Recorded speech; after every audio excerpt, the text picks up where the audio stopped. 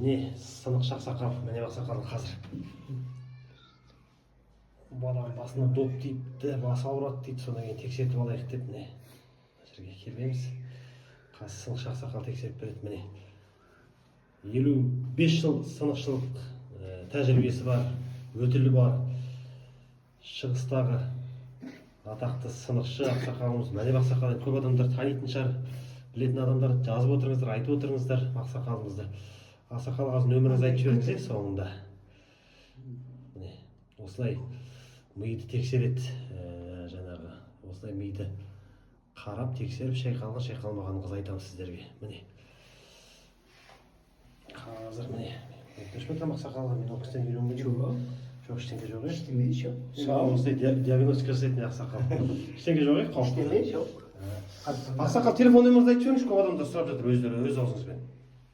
Телефон нөмірі 8775 501 6403. Міне көрдіңіздер ғой, ақсақалды біздің қалай жаңағы өзінің есте сақтау қабілетін бәрін дамытып жүр, өзінің телефон нөмірін бәрін біледі, 70-80-ге таяп болды ақсақалыңызды бұйырса, аман. Осы 8-ші айда 80-ге толамын.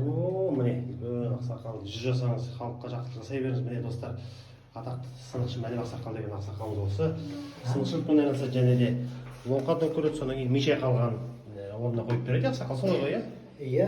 Жаңа айтқандай 55 жыл жаңағы еңбек өтілі бар осы сыныпта. Сондықтан достар, жазыңыздар өздеріңіз ойларыңызды, сұрақтарыңыз болса жаза беріңіздер, ақсақал сіздермен бірге. Енді көп болды ақсақалға келмеген, міне. Ақсақал аман болыңыз, халыққа жақсылық жасай беріңіз. Жақсы. Аман болыңыз.